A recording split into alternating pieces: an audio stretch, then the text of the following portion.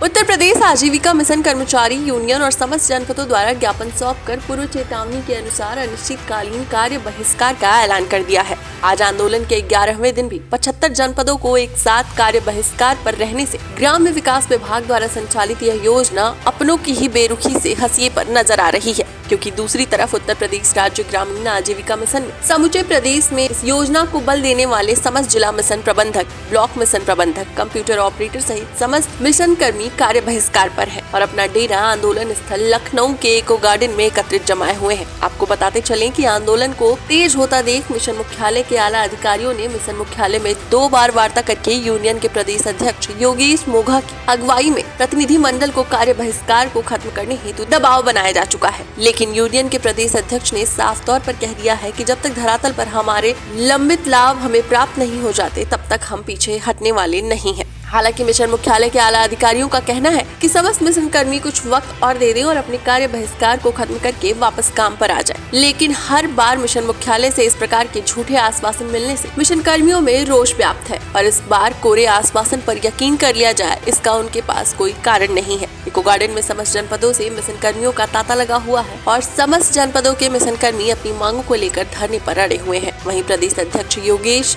मोघा ने आंदोलन को और तेज गति देने की बात कहते हुए बताया कि मिशन मुख्यालय के आला अधिकारी हमारी मांगों को लेकर शुरू से ही उदासीन है और शासन तक हमारी बात को पहुंचने नहीं दे रहे हैं। मिशन में बैठे आला अधिकारी शासन में बैठे जनप्रतिनिधियों को गुमराह कर रहे हैं, जबकि हमारी मानव संसाधन नियमावली में साफ तौर पर जो मांगे हम मांग रहे हैं उनका जिक्र है। इसके बाद भी मिशन के आला अधिकारी गुमराह कर रहे हैं। उन्होंने प्रदेश के मुख्यमंत्री योगी आदित्यनाथ से भी अपील करते हुए सुध लेने को कहा और HR पॉलिसी में निहित लाभों को पूरी करने की बात कही। नमस्कार, मैं उत्तर प्रदेश राज्य ग्रामीण आजीविका मिशन के समस्त कर्मचारियों की ओर से आपको अवगत कराना चाहता हूं कि हमारी कोई नई मांगे नहीं है। 10 साल पूर्व से ही हमारी HR पॉलिसी लागू है, सक्षम स्तर से अनुमोदित है। उसमें जो भी कर्मचारियों को देय लाभ थे वो आज तक ज़मीनी हकीकत पर नहीं मिले हैं, मात्र वो कागजों में बने हुए हैं और उनको किसी न किसी कारणवश या तो रोक दिया गया है या उनको कभी दिया ही नहीं गया। सबसे पहले तो महंगाई 70 से 75% बढ़ जाने के बावजूद भी, जबकि पॉलिसी में साफ लिखा है कि कर्मचारियों को 7 से 15% का वार्षिक वेतन वृद्धि की जानी है, लेकिन आज तक एक बार भी वेतन वृद्धि नहीं की गई, जबकि महंगाई आप देख ही रहे हैं कि कितनी बढ़ चुकी है। इसके सिवा मेडिकल इंश्योरेंस शुरू से ही देय है, लेकिन आज तक किसी भी कर्मचारी का मेडिकल इंश्योरेंस मिशन द्वारा नहीं किया गया। इसी प्रकार से उनका जनरल इंश्योरेंस और एक्सीडेंशियल इंश्योरेंस सिर्फ कागजों में चलाया जा रहा है कि हमें देने वाले हैं, लेकिन अभी तक लागू नहीं किया गया। इसके सिवा कर्मचारियों को बाद में पॉलिसी में बदलाव करते हुए ट्रांसफ़र पे रोक लगाई गई कि ये मिशन हित में नहीं है, लेकिन कर्मचारी इसी आस पे नौकरी ज्वाइन किए हुए थे कि वो ट्रांसफ़र पाके अपने गृह जनपद के आसपास पहुंचेंगे। आज वो 500 से लेकर 900 किलोमीटर दूरी पे कम वेतन होने के बावजूद भी कार्य करने को मजबूर हैं, जिससे उनका आर्थिक और मानसिक शोषण हो रहा है। इसके सिवा ये सभी कर्मचारी जो हैं प्रोफेशनल हैं, इनको अलग स्थितियों में काम करना पड़ता है, लेकिन इनके कुछ भत्ते पॉलिसी में दिए थे, कुछ समय तक वो दिए भी जाते रहे। कुछ मिशन को कुछ पैसे की कमी की वजह से कुछ टाइम ये भत्ते नहीं दिए जा रहे थे, लेकिन बाद में शासन के एक पत्र जिसमें कोविड के टाइम पे कुछ समय के लिए कुछ भत्तों को छोड़कर के अन्य भत्तों को रोकने की बात की गई थी, इन्होंने उस लेटर का हवाला दे करके भत्ते परमानेंट बंद कर दिए, जिससे लोगों का जो बकाया था उसका नुकसान हुआ। इसके साथ साथ परमानेंटली उस तरह के भत्ते ख़त्म हो जाने से उनकी जो प्रभावी वेतन था वो कम हो गया और कई तरह की इसमें विसंगतियां हैं। ऑपरेटर्स साथी हैं, उनका वेतन एक बार 15,000 रुपये हो गया था, लेकिन उसके बाद उनको घटा करके 12,000 कर दिया गया। तो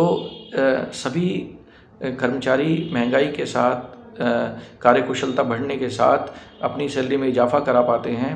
और यही एक कर्मचारी के लिए एक अच्छी बात होती है कि जैसे जैसे वो काम करने में पारंगत होता रहेगा, समय देगा किसी संस्था को, तो उसको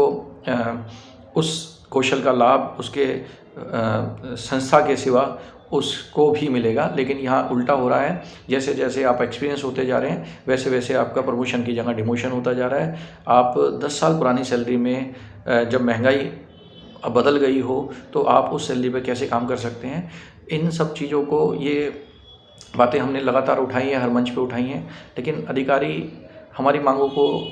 इस तरह से कह के दबा जा रहे हैं कि ये मनमानी है या ये ऊपरी पायदान पर या हमारे शीर्ष नेतृत्व को या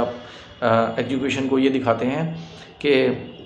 इनकी ये जायज़ मांगे नहीं हैं और ये किसी पॉलिटिकल पार्टी या